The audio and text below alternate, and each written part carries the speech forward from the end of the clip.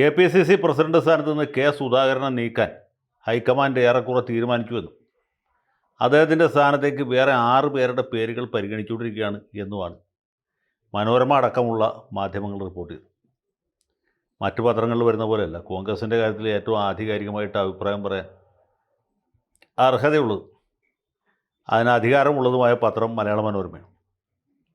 അപ്പോൾ മനോരമയിൽ വന്നാൽ അത് തെറ്റാൻ യാതൊരു സാധ്യതയില്ല.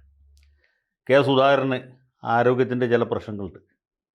അദ്ദേഹത്തിൻ്റെ പല പ്രതികരണങ്ങളും അതിരുകടന്നവയാണ് എന്നൊരു അഭിപ്രായം പൊതുവെ പാർട്ടിക്കാരുടെ ഇടയിലും നേതാക്കന്മാരുടെ ഇടയിലുമുണ്ട്. അതുകൊണ്ട് സുധാകരനെ മാറ്റി വേറൊരാളെ പ്രസിഡൻ്റായിട്ട് കൊണ്ടുവരാനാണ് അത്ര ആലോചിക്കുന്നത്.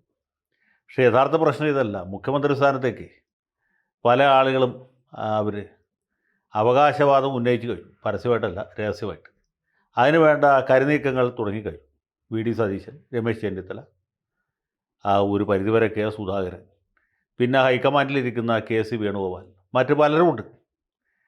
മുഖ്യമന്ത്രിയാകാൻ വിരോധമില്ല എന്ന് കരുതി അങ്ങനെ ഹിന്ദുമതി സ്വയംവരത്തിന് പോയ രാജാക്കന്മാരുടെ പോലെ വരണവാലി ഇപ്പോൾ കഴുത്തിൽ വന്ന് വീഴും എന്ന് പ്രതീക്ഷിച്ച് പ്രത്യാശാപൂർവ്വം ഉറ്റുനോക്കിയിരിക്കുന്ന ആളുകൾ, അവരൊന്നും പേരിവിടെ ആവർത്തിക്കുന്നില്ല. കാരണം നമുക്കെല്ലാവർക്കും അറിയാവുന്ന പേരുകൾ തന്നെയാണ്. നിയമസഭാ തെരഞ്ഞെടുപ്പ് പടിവാതിക്കലെത്തി. ഏതാണ്ട് ഒരു കൊല്ലത്തിനകത്ത് തെരഞ്ഞെടുപ്പുണ്ടാവും. അതിനു മുമ്പ് പഞ്ചായത്ത്, മുനിസിപ്പാലിറ്റി തെരഞ്ഞെടുപ്പുകളുണ്ടാവും. പഞ്ചായത്ത് തെരഞ്ഞെടുപ്പ് കഴിഞ്ഞ് ഏകദേശം 3 മാസത്തിനകത്ത് അല്ലെങ്കിൽ 4 മാസത്തിനകത്ത് നിയമസഭാ തെരഞ്ഞെടുപ്പാണ്.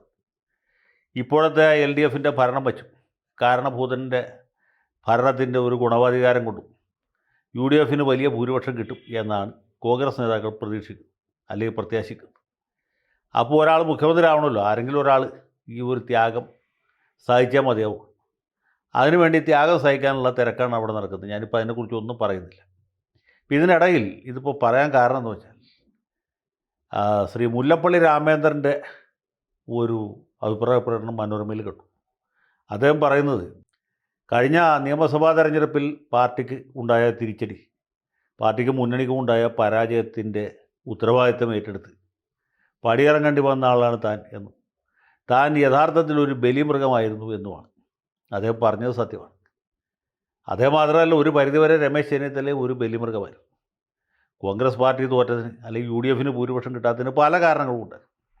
അത് കേവലം KPCC പ്രസിഡൻ്റായിരുന്ന മുല്ലപ്പള്ളി രാമചന്ദ്രൻ്റെ അല്ലെങ്കിൽ പ്രതിപക്ഷ നേതാവായിരുന്ന ചെന്നിത്തലയുടെ പിടിപ്പുകേട് കൊണ്ട് സംഭവിച്ചാൽ ഇവർക്ക് രണ്ടുപേർക്കും ഒരു ഫ്രീ ഹാൻഡ് ഒരിക്കലും ഹൈക്കമാൻഡ് കൊടുത്തില്ല.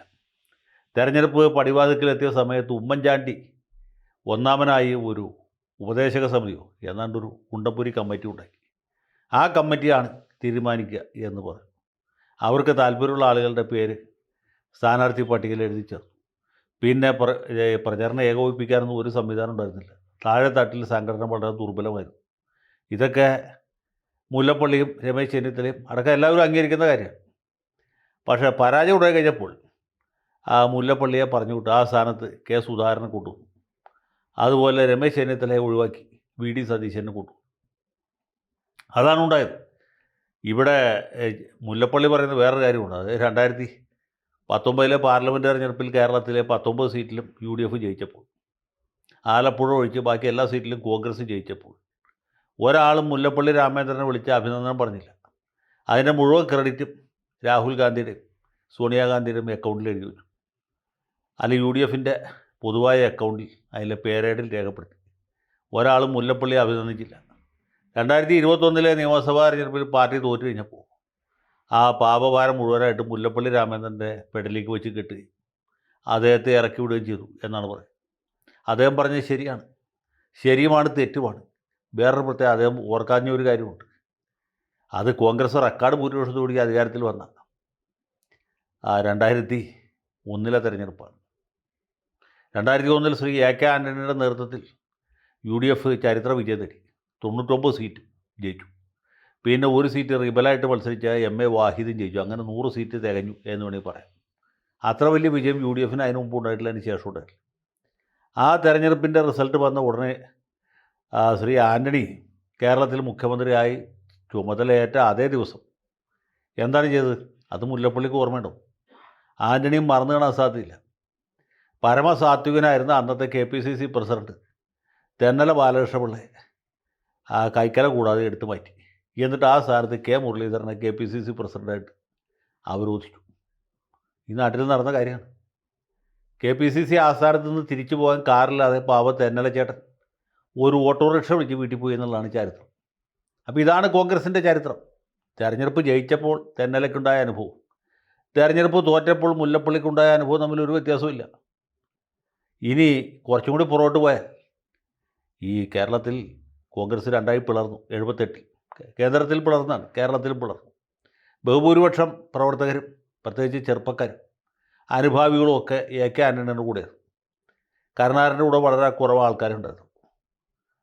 TH മുസ്തഫ, KG അടിയോടി, ആദ്യകാലത്ത് വക്കം പുരുഷോത്തമൻ, ഇങ്ങനെ കുറച്ച് പേര് മാത്രമേ ഈ ഇന്ദിരാ കോൺഗ്രസിൽ ഉണ്ടായിരുന്നു. അന്ന് കോൺഗ്രസ് പാർട്ടി കെട്ടിപ്പടുക്കാൻ വേണ്ടിയിട്ട് കരുണാകരൻ വീട്ടിൽ പോയി വിളിച്ചുകൊണ്ടുന്ന ആളാണ് പ്രൊഫസർ KM ചാണ്ടി. പാലാ രാമപുരം സ്വദേശിയാണ്, തറവാടിയാണ്. മുമ്പ് തിരുക്കൊച്ചി നിയമസഭയിലെ അംഗമായിരുന്ന ആളാണ്. പിന്നീട് റബ്ബർ ബോർഡ് ചെയർമാനായിരുന്നു. അദ്ദേഹം റബ്ബർ ബോർഡൊക്കെ കഴിഞ്ഞ് വീട്ടിൽ വിശ്രമിച്ചുകൊണ്ടിരിക്കുമ്പോഴാണ് കരുണാകരൻ വീട്ടിൽ പോയി വിളിച്ച് ഇദ്ദേഹത്തെ കൊണ്ടുവന്ന് KPCC പ്രസിഡൻ്റാക്കി. 1980 പാർലമെൻറ്റ് തെരഞ്ഞെടുപ്പിലും അതിന് ശേഷമുണ്ടായ നിയമസഭാ തെരഞ്ഞെടുപ്പിലും ഒക്കെ കരുണാകരൻ ചാണ്ടി ദ്വയമായിരുന്നു. ഈ ബോബനും മോളിയും എന്ന് പറഞ്ഞു, അല്ലെങ്കിൽ പാച്ചുവും ഗോപാലനും എന്ന് പറഞ്ഞു. കരുണാകരനും KM ചാണ്ടി, ഇവർ രണ്ടുപേരും എപ്പോഴും ഒരുമിച്ചായിരുന്നു. 1982 നിയമസഭാ തെരഞ്ഞെടുപ്പ് വരെ അങ്ങനെ തന്നെ പോയി. 82 തെരഞ്ഞെടുപ്പിൽ ഭൂരിപക്ഷം കിട്ടിയ ഉടനെ കരുണാകരൻ പറഞ്ഞിട്ടാവാനേ സാധ്യതയുള്ളൂ. ഇന്ദിരാഗാന്ധി KM ചാണ്ടിയെ നേരെ തൂക്കിയെടുത്ത് പോണ്ടിച്ചേരിയിൽ ലഫ്റ്റനൻറ്റ് ഗവർണറായിട്ട് നിയമിച്ചു. കുറച്ച് കഴിഞ്ഞപ്പോൾ അദ്ദേഹത്തെ മധ്യപ്രദേശിൽ സാക്ഷാൽ ഗവർണറായിട്ട് നിയമിച്ചു. അങ്ങനെ ചാണ്ടി സാറിനെ കേരള രാഷ്ട്രീയത്തിൽ നിന്ന് റോക്കറ്റ് കയറ്റി ആ ഗവർണറാക്കി വിട്ടു എന്നുള്ളതാണ് ചരിത്രം. അപ്പോൾ കോൺഗ്രസിൻ്റെ ചരിത്രം ഇതാണ്. മുല്ലപ്പള്ളിക്ക് അറിയാത്തതല്ല. ഇതിനെ ബലിമൃഗം എന്ന് വേണമെങ്കിൽ നമുക്ക് വിശേഷിപ്പിക്കാം. അതല്ലെങ്കിൽ സ്ഥാനമാറ്റമെന്നോ സ്ഥാനചലനമെന്നോ പറയാം. അതിലൊന്നും ഒരു വ്യത്യാസവുമില്ല. ചരിത്രം ആവർത്തിച്ചുകൊണ്ടിരിക്കുകയാണ്. ഇപ്പോൾ സുധാകരൻ്റെ മണി മുടങ്ങിക്കൊണ്ടിരിക്കുകയാണ്. തെരഞ്ഞെടുപ്പിൽ പ്രത്യേകിച്ച് തോൽവിയൊന്നും ഇല്ലാതെ തന്നെ അദ്ദേഹത്തെ പറഞ്ഞുവിടാൻ പാർട്ടിയിൽ നേതാക്കന്മാരും ഹൈക്കമാൻഡും തീരുമാനിച്ചു. ഇനി ആ സ്ഥാനത്തേക്ക് ഏത് ഹരിചന്ദ്രനാണ് വരുന്നത് നമുക്കറിയില്ല. സണ്ണി ജോസഫ് ആയിരിക്കാം, റോജി M ജോൺ ആയിരിക്കാം, അതുമല്ലെങ്കിൽ MM ഹസനോ മറ്റാരെങ്കിലും ആയിരിക്കാം. ആര് തന്നെയായാലും ശരിയാണ്. ഇവരുടെയൊക്കെ വിധി ഏറെക്കുറെ ഇത് തന്നെയായിരിക്കും എന്ന കാര്യത്തിൽ സംശയമില്ല. ഇന്ന് ഞാൻ, നാളെ നീ.